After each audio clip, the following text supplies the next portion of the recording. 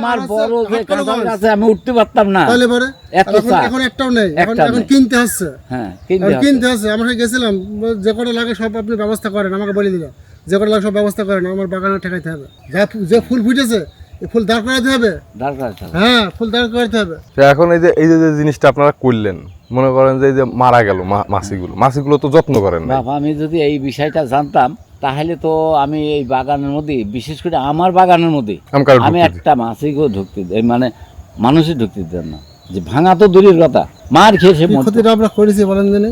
আবার আপনার হচ্ছে আগুন দিয়ে পুরাই দিছে নিচে আগুন, ওই আগুন না ধরে তো মাছি সরে না, আগুন দেয় দিয়ে মাছি সরিয়ে যায়, তখন ওই চাকটা এরকম করে কেটে নেয়। আবার তার আমাদের বোঝায় যে আপনার মাছি আপনার এই খেনি থাকবে, এটা কিন্তু থুয়ে গেলাম।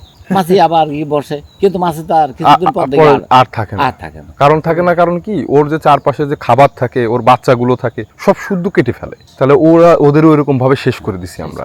এখন আমাদেরকে চিন্তা করতে হবে যে আমরা যত দ্রুত সম্ভব আমাদের এই এনভায়রনমেন্টটা আবার আপনার হচ্ছে মৌমাছিটাকে ফিরাই নিয়ে আসতে হবে, যত্ন করতে হবে। যেখানে আছে সেখানে যত্ন করতে হবে। আর কীটনাশক চেষ্টা করতে হবে যে আমার আশপাশে মৌমাছি নাই, ঠিক আছে আমি মেনে নিলাম, কিন্তু যেগুলো কীটনাশক বিষ, এগুলো আপনার হচ্ছে আসরের নামাজের ওয়াক্তের পরে আপনার হচ্ছে স্প্রে করতে হবে। কীটনাশকটা দিতে হবে আপনার আসরের পরে।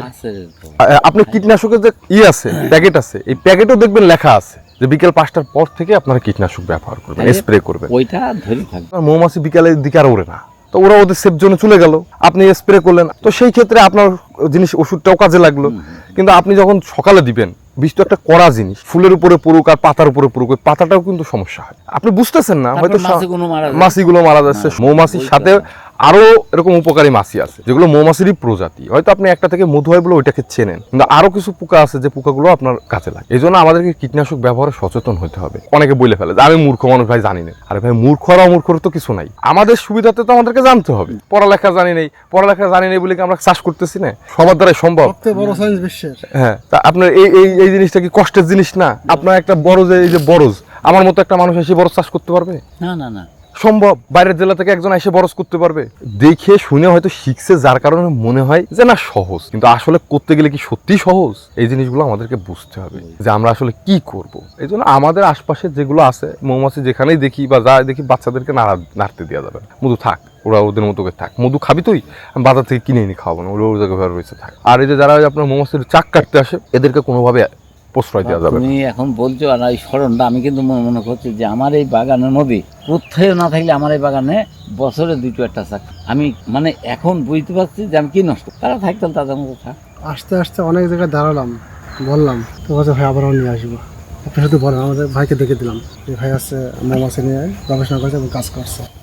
কি করবো? ঠিক আছে, আমরা সেমিনার করবো, মাছে নিয়ে আসতে হবে। আমরা বলছি আমরা সেমিনার করবো। আপনি শুধু বলেন কোন দিন, আপনার দিনখান লোক ঠিক করে, দিনখান ঠিক করেন, আমরা দরকার আসবো, সেমিনার করবো। কারণ কত বড় ক্ষতি আমাদের করেছি, কল্পনার বাইরে। সবাই এখন কিন্তু সবাই হাহাকার করছে।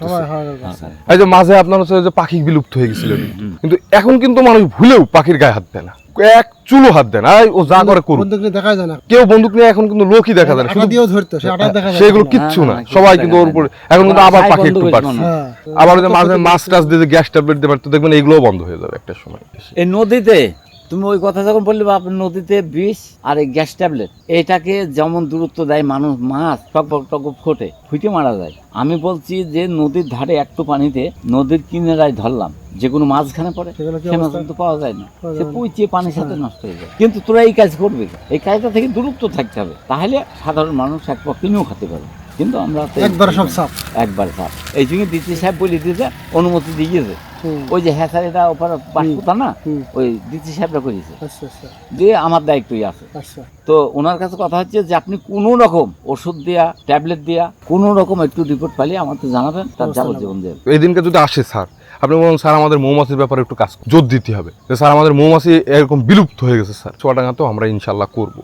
আপনি আসলে এবার স্যারকে বলবেন, তাহলে স্যারের মাথায় একজন থাকলো যে না, একজন কৃষক আমাকে বলছে মৌমাছির ব্যাপার তাদেরকে দরকার।